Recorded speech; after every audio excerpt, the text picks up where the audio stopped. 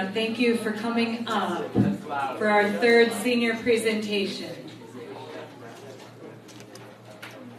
And thank you for getting ready for this presentation physically by turning off and putting away all devices on the floor in a pocket. And Marshall's taking a real risk here by giving you things to play with in front of you during the presentation. So I'm going to warn you that you will not need any of the things, scissors, glue, tape, until near the end. So if you can set it down so that you're not fidgeting with it or it doesn't become a distraction for you or the other people or Marshall, that would be super helpful. So you guys have been a great, respectful audience for the last two. We just have that little added piece today to be aware of. And you have the pledge as well as the career here at VNS since 9th grade. And the senior project has been a cool culmination of so many things learned over that journey. So please join me in welcoming Marshall Tarnowski.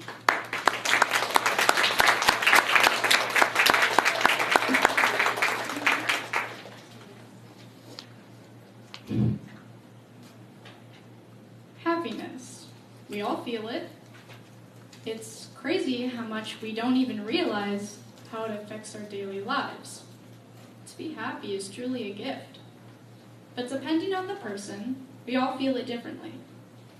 What makes you happy? Money? Shopping? Medication? A new car? Let's think about that for a few minutes.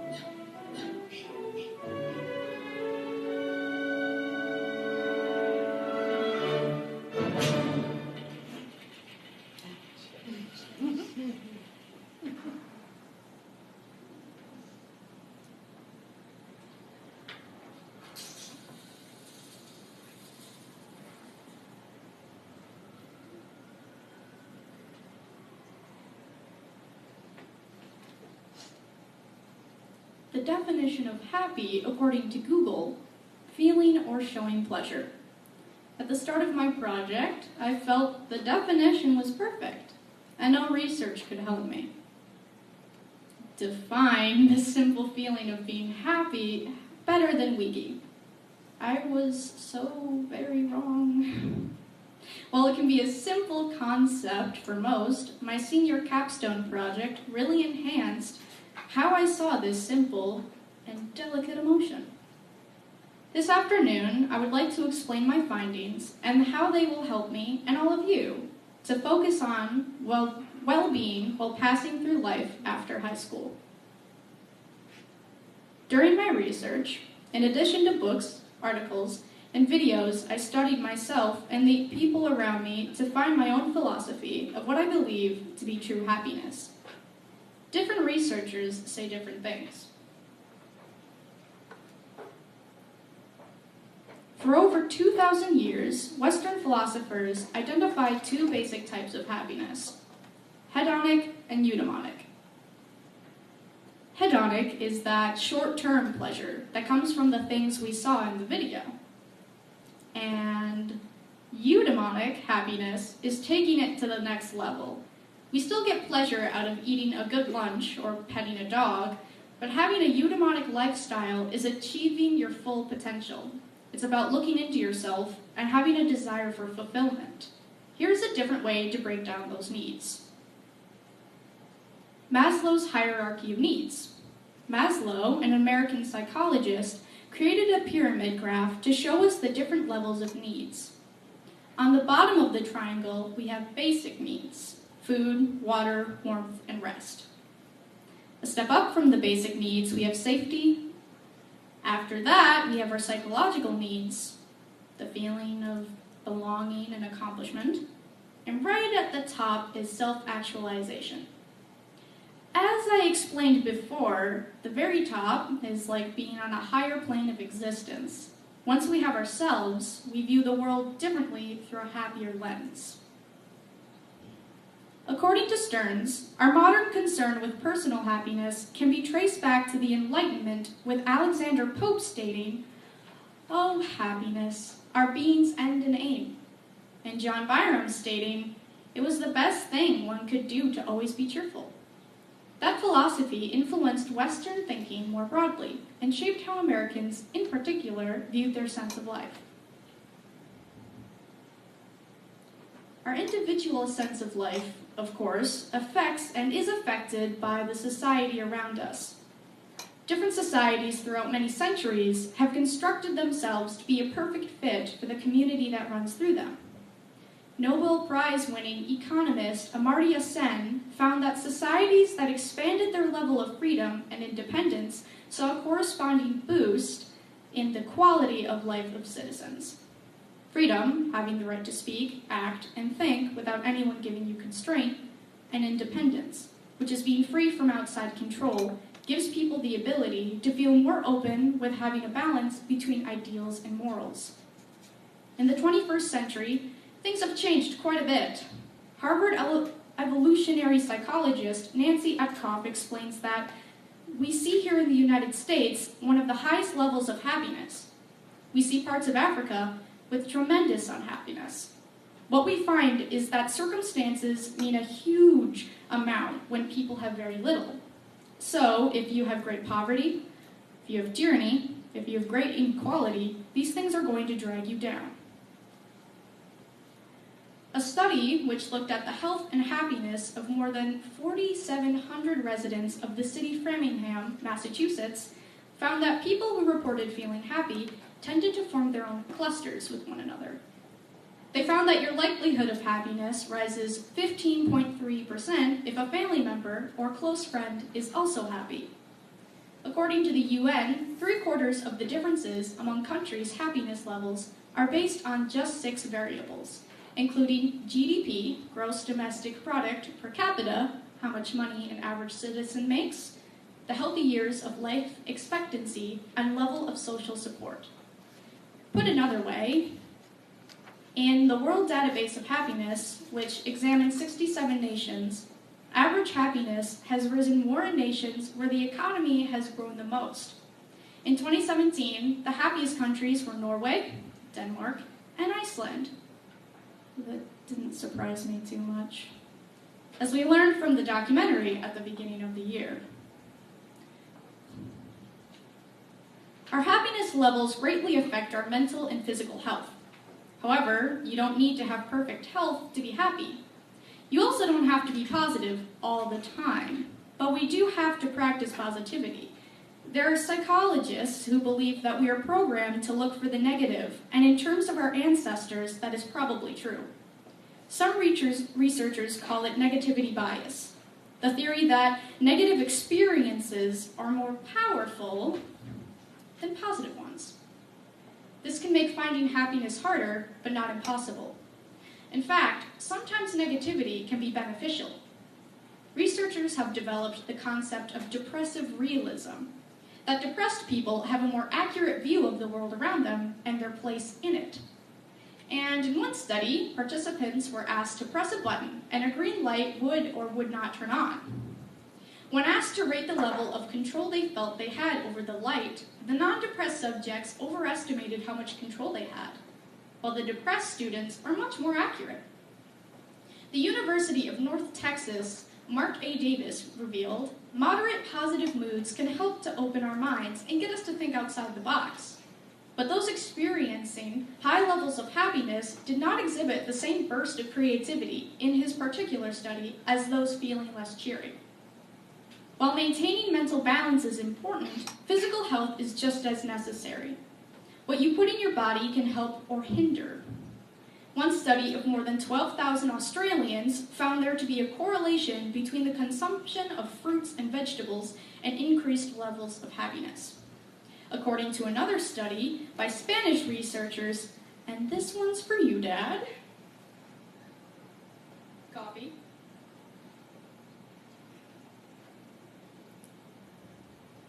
Those who drank 2 cups of coffee per day were 22% less likely to die over the decade they were studied than those who didn't drink coffee at all. And more impressive, those who drank 4 cups of coffee were 64% less likely to die than non-coffee drinkers. And people with a longer life expectancy have higher levels of happiness. In a 25-year study by the University of Alberta, people who got older got happier. In addition to helping us live long lives, happiness helps us just generally feel better. A 2005 study published in the Journal of Consulting and Clinical Psychology looked at women who suffered from arthritis and chronic pain. According to the study, those who experienced more positive emotions were less likely to experience pain. So after all of that, how do we increase happiness? We can. Increasing happiness is in our power. Think about this for a minute.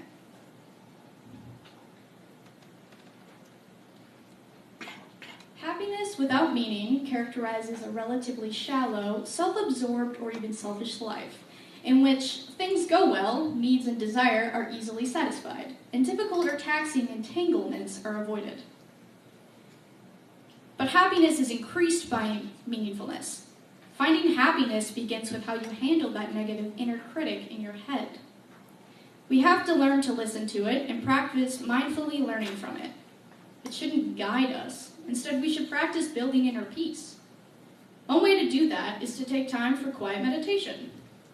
But if sitting quiet isn't your thing, then find a fun activity you really connect with that takes your mind off of everything else. And don't put that thing at the bottom of a long and overwhelming to-do list.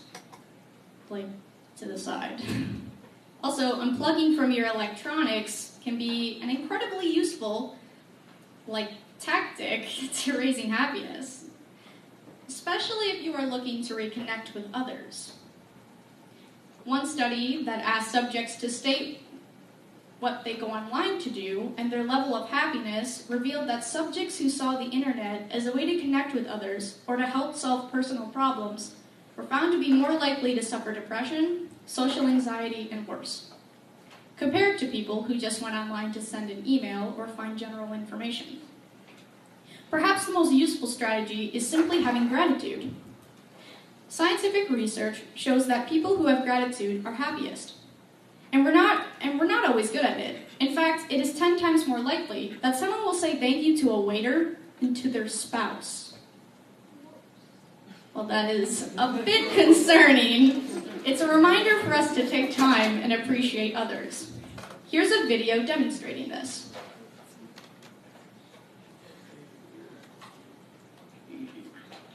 Shut up. What? Wait. That's gonna be so embarrassed.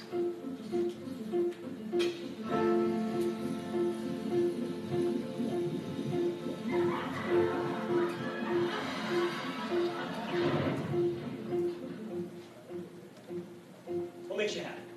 Having fun? Hanging out with friends? Delicious food? Making money? Well, consider this.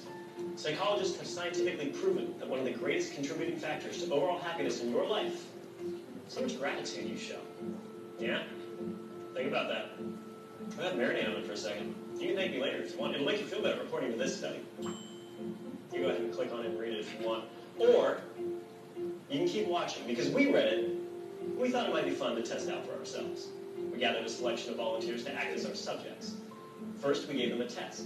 They didn't know what we were looking for, but it gave us a pretty good idea of their current level of happiness. We asked them to close their eyes and think of somebody who was really influential in their life, somebody who did something really amazing or important for them. We had them write down as much as they could about why this person was so important. Now, a lot of them thought at this point the experiment was over, until we really put them on the spot and tried to get them to call that person and read what they wrote about them. Jessica, we're going to have you call your mother. So who was that right person for you? Person is my sister, Erica. We're going to give Erica a call. Okay. Who'd you end up picking? Friend of mine, Craig Ames. Her name is Dora. My college accounting instructor. Really? Is this somebody you're still in touch with today? No, I'm assuming that he's passed on. That's a So shame. great beyond. You up for it? Yes. What would you say if we called up Dora? Oh, well, we can try, but she lives in Britain. In Britain? I don't know a number by heart, dude. This is awful. That's fine. I don't know my mom's number by heart. If it's true that those who are going on are looking down on us, maybe he'd be a nice chicken scratch. Hey, sweetheart. Hey, how you doing? Yeah. You got a second? Where you at, the hotel? I am. I'm in the hotel. You scared me. You asked what happened. Something's wrong. No, I'm on this little TV show, and they told me to talk about the person that influenced me the most, and I picked you, and they're making me call you. They're making me call you. Oh. Honey, reach Craig. I'm not here right now. At the tone, please record your message. Oh, come on. Hello? Hi. Hi. Erica? It's me. All right, so I gotta read you this paragraph. Can you hear me? Yes, I can. Go ahead, All right. sweetheart. All right. The person that influenced me the most would be my mother, Marlo Dawson. She is a single mother of 2. She is a very hard worker and dedicated to her family. Hey, Craig, this is Lily. This is going to be a funny little voicemail, so I hope you enjoy it. I'm so sorry for calling you at 4 o'clock in the morning. I have to read this to you, okay? And you can't say anything or, I don't know. You can respond, but I probably will just keep going. Okay? Is everything okay? Yes, but I have to read this out loud to you. The person who has had the biggest impact on my life, outside of Jesus Christ, who was responsible for my existence, was my college accounting instructor. He had a joy and enthusiasm for his job that no teacher I have ever known. I love her to death, and she keeps me going with positive talk, She is a woman that knows what she wants and won't give up until it is achieved. Oh, sounds good. I'm not surprised because it's so beautiful. I have to say that it's wonderful. I first met Craig on an independent feature film set in Whitefish, Montana. I recently have been sending Craig a lot of positive thoughts as he suffered a series of health problems. Despite his medical problems, he's continued to work and take pleasure in the small things in life, like sitting quietly with his wife Janine on the porch. Erica is my older sister and my best friend. Sometimes it even feels like we are twins. She's my #1 fan and my #1 supporter. She makes me happy because despite all my mistakes and my decisions, she still loves me no matter what. Your friendship is everything. And you are one of the most important person in my life. Even when she has a kid and many children, I will love her more than her kids. Okay, maybe not. I will never forget when she flew 3,000 miles at the drop of a phone call to save me from a breakup. I'm being blessed to have a son like you. I love you. Bye.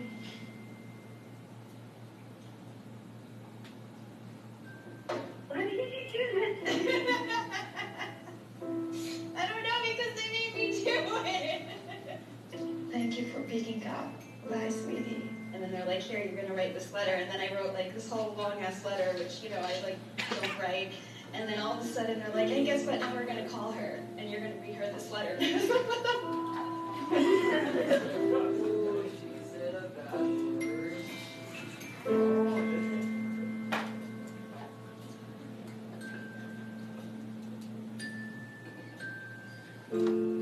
Before we let them go, we gave our subjects one more happiness test. Now, we mixed up and rephrased the questions so they didn't know they were taking the same test twice. For those who took the time to actually write something down but couldn't make the phone call for whatever reason, we saw happiness increase between 2 and 4%. Good, but not exactly mind-blowing. Now, for those who actually picked up the phone and personally expressed their gratitude, we saw increases between 4 and 19%. So either way, expressing your gratitude will make you a happier person. But you want to know something really interesting? The person who experienced the biggest jump in happiness was the least happy person who walked in the door. What does that mean? That means if you're having a particularly tough time, trying this out will more likely have a greater impact on you. Trust me. I'm in a lab coat. In fact, while you're at it, film it and upload it to us. And we'll do something awesome with it. I'm Julian, and this has been The Science of Happiness. Open cake, subscribe. All right, the activity. No, we're not gonna. You're not gonna have to call someone. Okay, it's all good.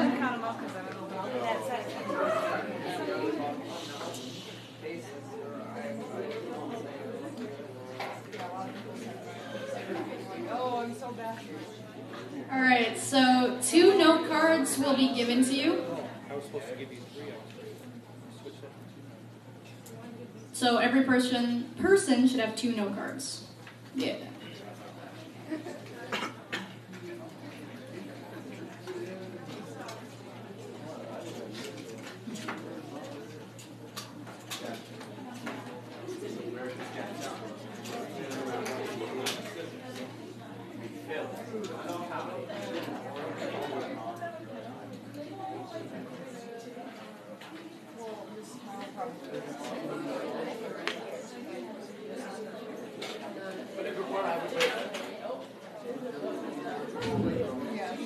What did you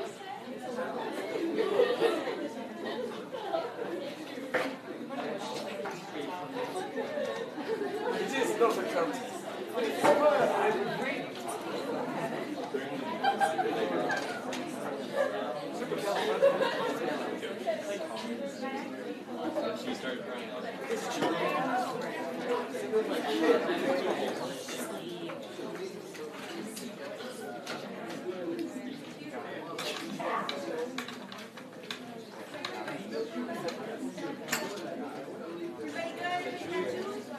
Yeah. Everyone has. All right. So these are just some examples. It was the first image that popped up, okay? You don't actually have to make your note cards look like that. Okay, thank you, Aiden. So these are called artist trading cards. So you're supposed to like have a theme or whatever, and you decorate like a note card, a trading card, and you can trade them with people. So for this activity, I'd like you all to create 2 trading cards, but keep in mind they should have like a little bit of gratitude or something about happiness in them. And I will give you guys 15 minutes, and then, yeah, after that time is up, I will explain how the trading works. So, go ahead.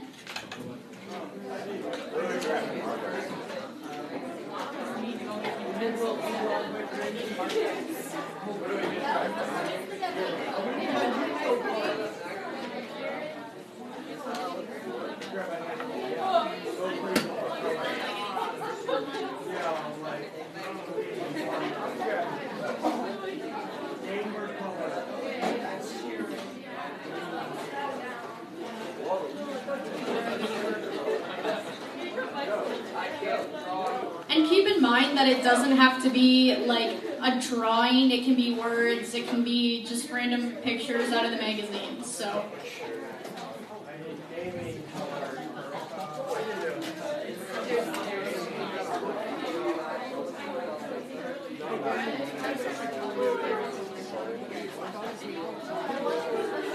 And keep in mind that you're giving at least one of them to someone, so like don't put something stupid on your card.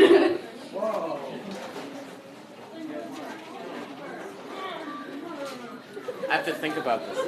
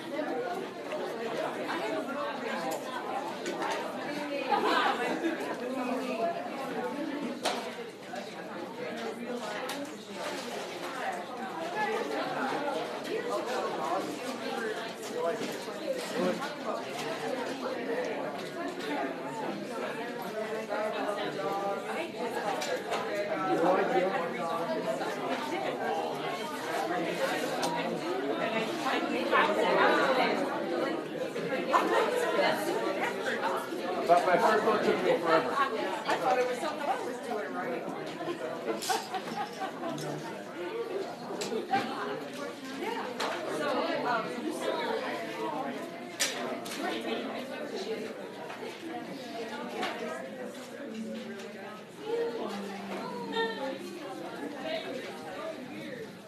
Yeah.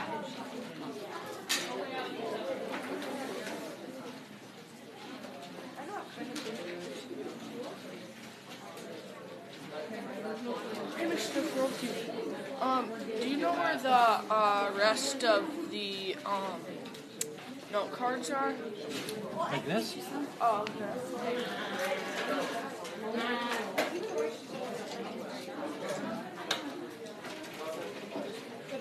I'll look at all these dogs.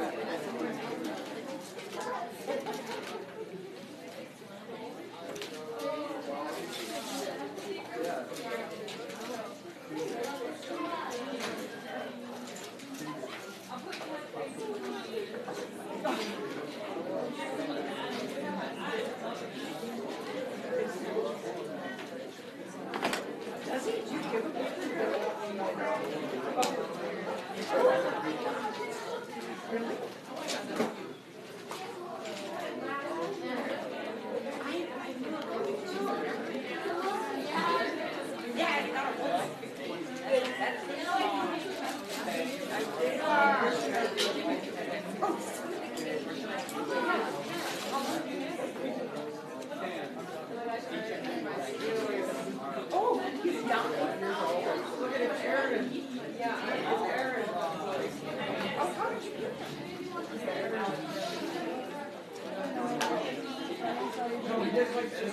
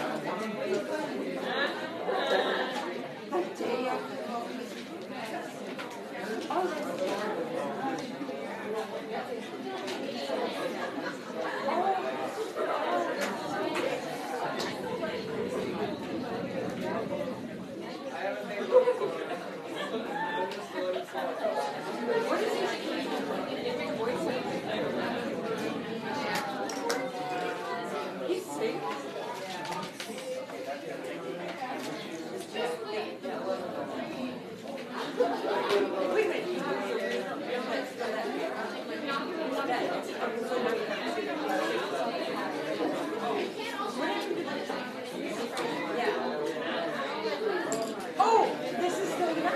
Okay. Okay, okay.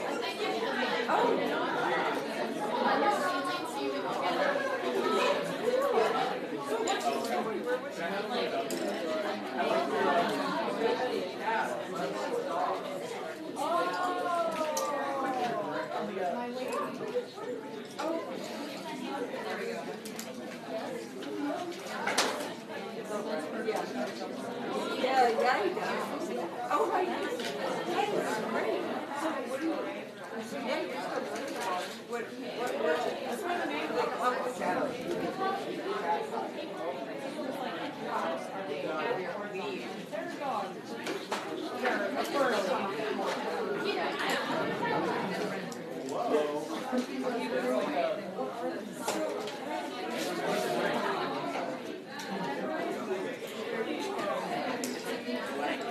And he's doing okay without his name.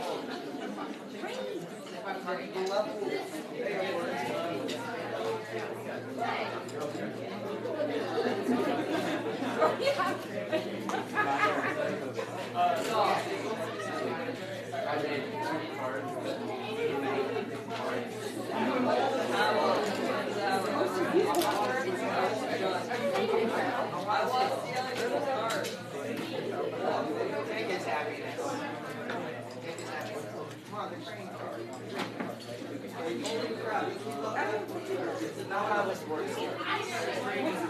Or anyway.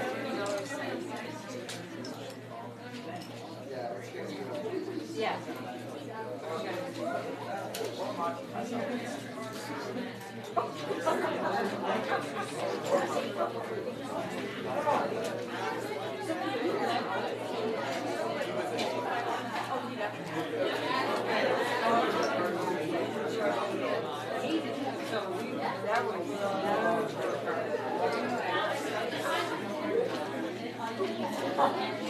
She said the button does not mean your church.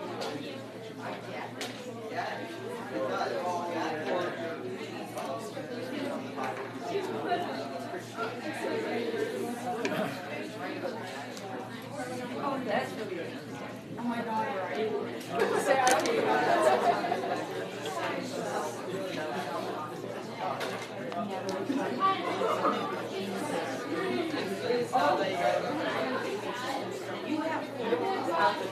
Good thing. Good thing that you came over. Don't forget about that. Now I got it.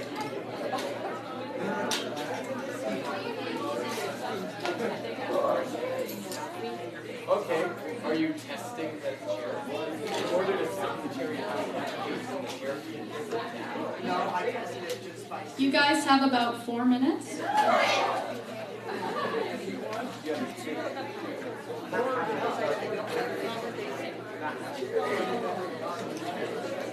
When you get on a plane, you go to fly.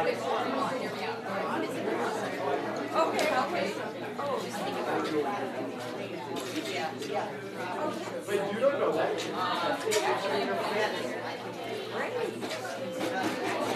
But you personally have that. That's kind of perfect. Yeah. Because like I really Okay, but the first time you wrote a play, you read that one. Yeah, because I was So you didn't know how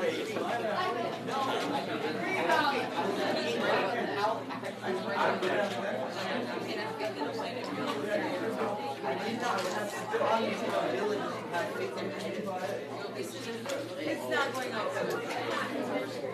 What if we knock it out? We have when food is put in front of that's you, no, I just adjust. I've never played before, so why but then you eat it. there's no reason for That's what, no.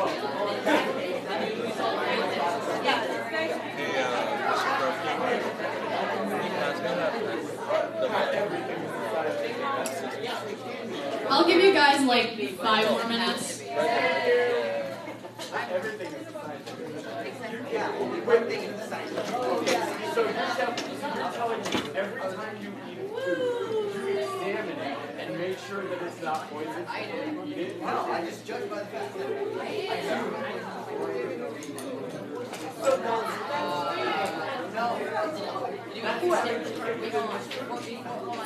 Did you eat your sandwich?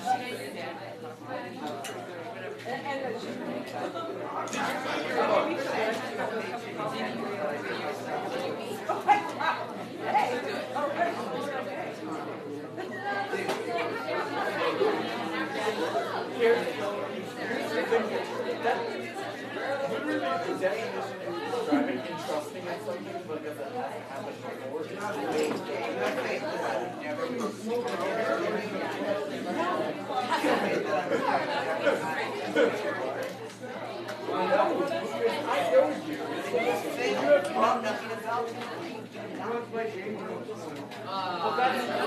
That's not me. That's not me. That's just knowing you well enough to know them. We had cats, and I have faith that you will. that were very but I always want to have animals. No, I said I did not have faith that you won't harm me.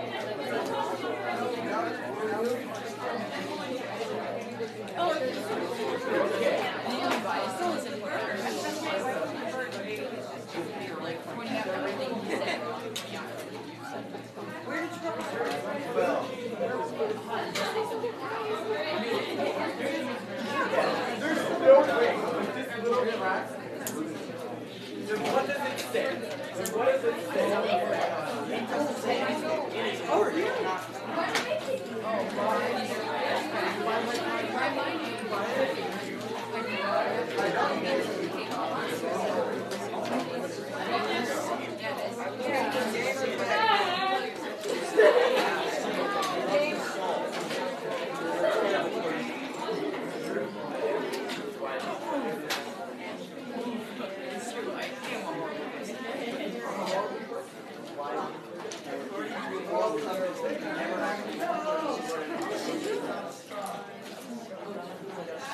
But I'm a horrible person.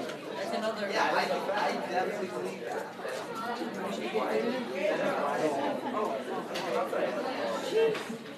Yeah, that's right. My dad That's not right.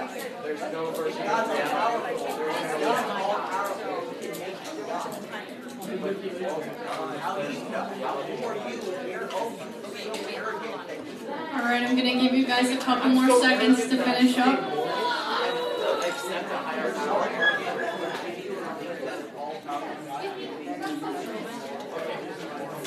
Aiden.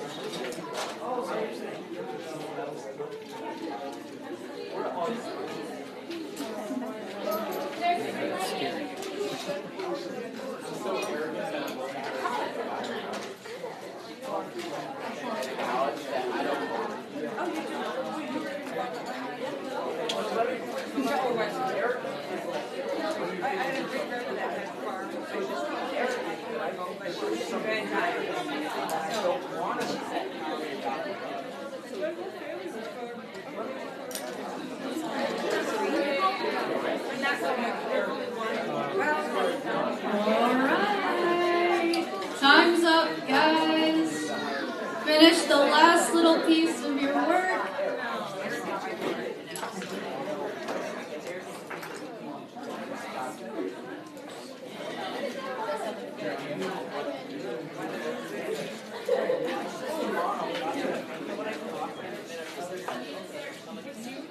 No, we don't have to start cleaning it up right this instant. So for the rules of the trading cards, first rule, you have to give at least one of your cards, like you have to trade at least one of your cards to someone you rarely talk to. It can't be a best friend, it has to be someone you rarely talk to. Second rule, you should have at least 2 cards. You should have 2 cards by the end of the activity. So you can either keep one card and just trade one of them, or, yeah. And then the third rule, you have like a couple seconds to do it, so just you can get up out of your seat and walk around. So, on the count of 3, we're all going to do this. 1, yeah?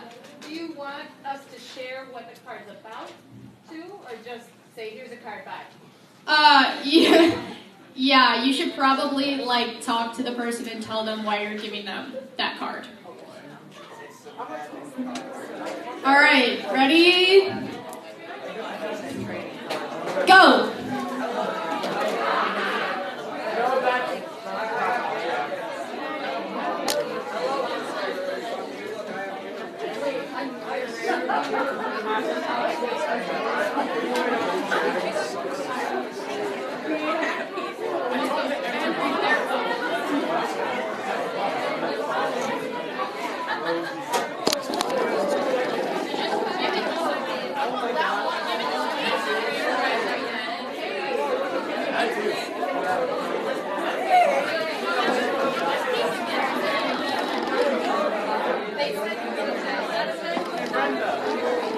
talk to you too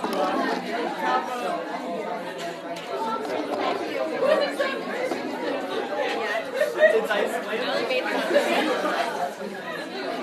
Because I'm slow. It's grateful. That's what Jared gave me a compliment when he said isolated. I was like, I heard that's a God thing. I talk to you way too much.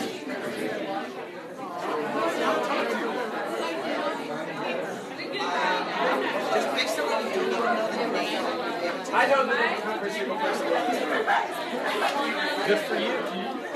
What's this thing say?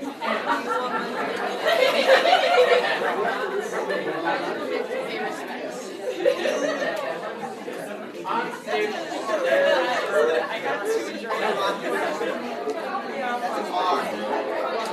Not copyright. No, you didn't. Also, if you feel like you have, like, if you're satisfied with your cards, you can just sit back down. I didn't trade any of my cards. Did anybody not trade cards yet? I didn't trade any.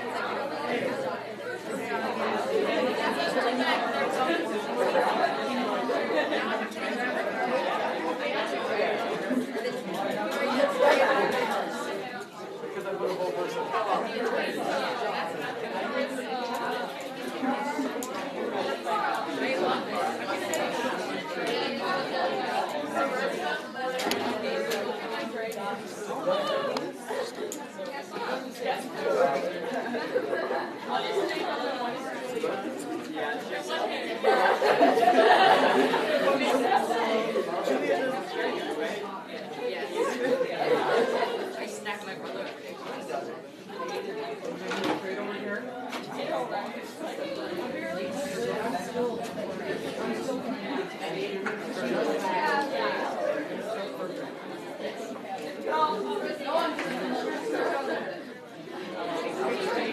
If they go off the top, so they really just quiet.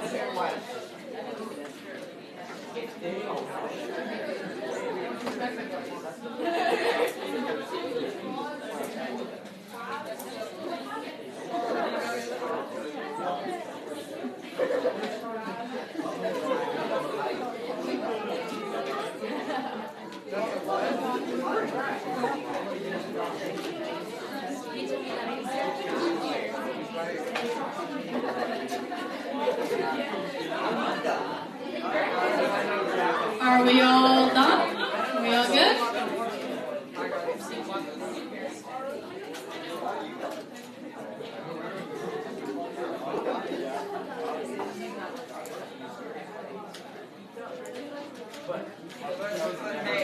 Is anyone using that chair?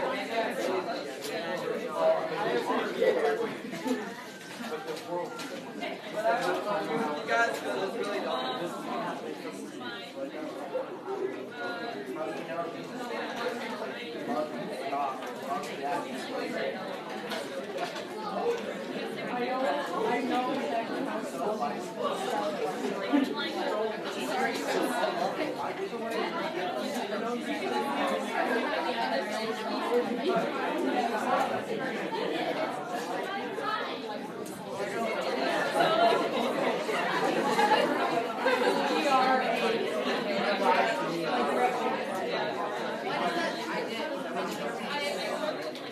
Alright, let's all come back together here.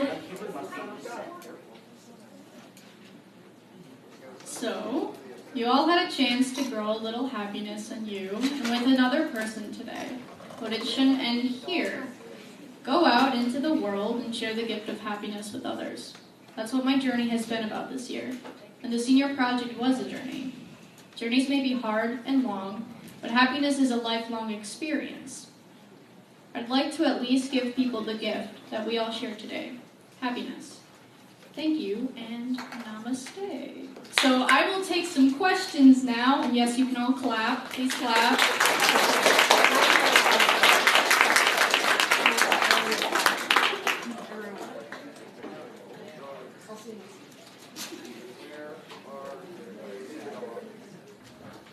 Yes?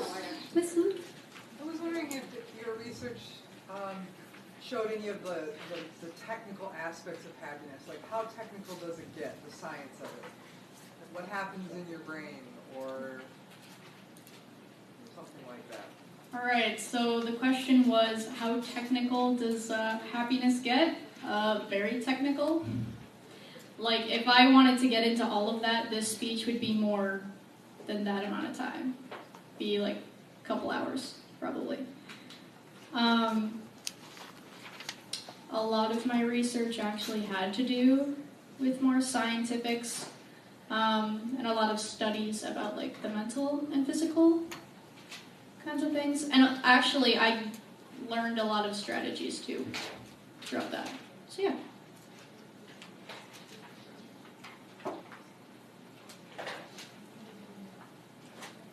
Yes? What was it that initially made you want to do this project? All right, so the question was, what made me initially want to do this project?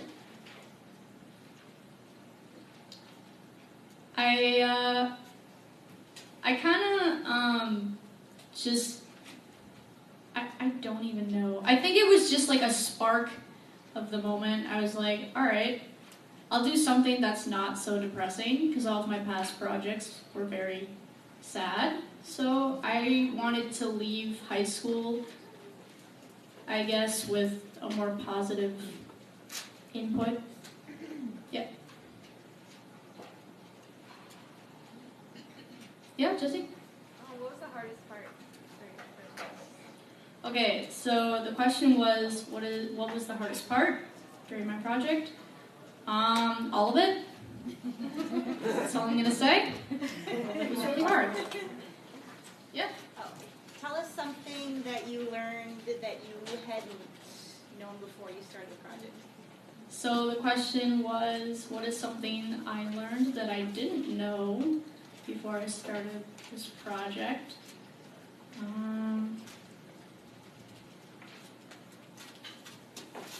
I'd say it would have to be more of like a personal thing. Like you can give people happiness all the time, you know?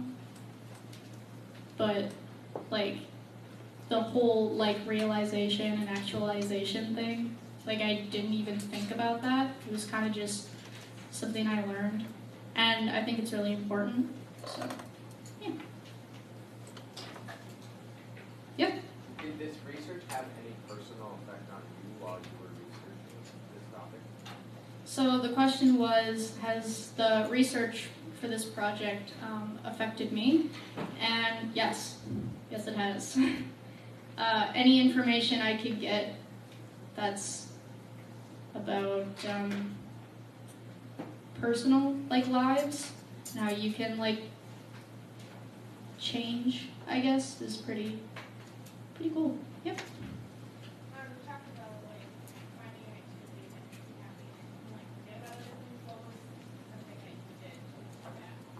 So the question was, in my speech, I talked about finding an activity or two to get your mind off of stuff, and what did I do during the project? That something like that. Poetry is a big thing for me, because I can just like tell, like, I can take a whole paragraph and just make it into like 2 or 3 sentences. So that's really nice, so that I don't like overthink anything. And art in general, I love artwork. And actually, like, just like meditating. Like I do it every so often, and it yeah, it's really, really nice. Yep. Which part of the project process do you enjoy the most? The question was, which part of the project process did I Like grow the most grow the most with? I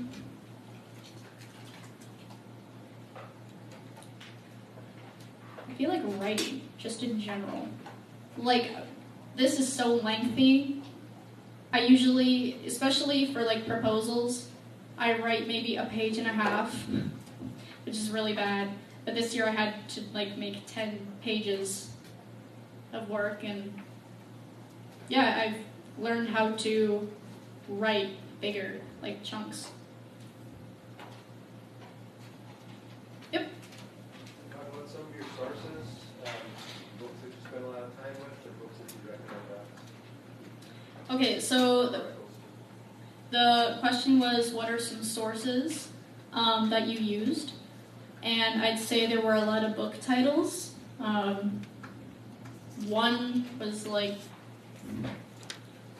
the happiness like journal or whatever, and it just like talked about the it talked like an in-depth journalish kind of thing about like happiness and the effects it has and other things like that. I would actually recommend books, especially for like topics with psychology in it, because you can get a lot more information than like using the web. Because with the web you could find so many different articles with like the same thing, like the same point coming across for all of them. But with books you can find different authors that write differently. Yeah. Were some trends you noticed in the interview process you did? So throughout all of the interviews you did, what do you notice popping up over and over again? So the question was, like, what was like a common like theme during my interviews? And I'd say, so I did some interviews at the beginning of the year with a couple students here and I had like a couple advisors, and I mean they were all the same questions, so I was asking them the same questions, but the one thing that everybody said was that they wished to live with like gratitude and being like hopeful and having meaning. I mean, there was one thing that stuck out. Someone said that they wish that they could be like nature in a way, because you know everything is just like really calm and free. And even if it isn't calm, it's like the circle of life kind of thing, and there's no, they put it like it's just freeing, like that it would be pretty cool. Yeah.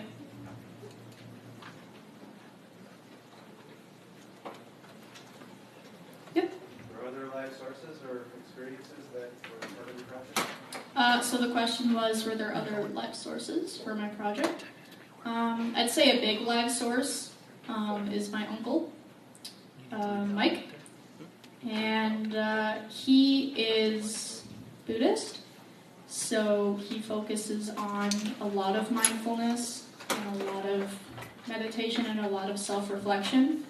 So whenever I talk to him, it's amazing because he has such a deep perspective on life. But it's also so simple. Like, he makes it sound really simple, but then, like, after talking to him, it's, like, mind-blowing. Like, you don't realize what he said until afterwards. So, yeah, he's pretty cool.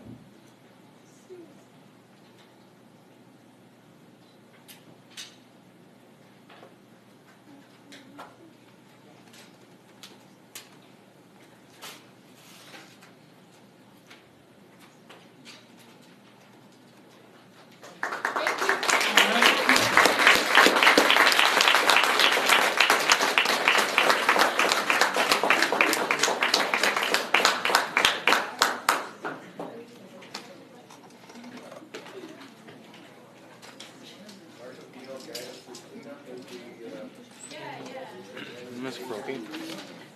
So. All right, we're gonna have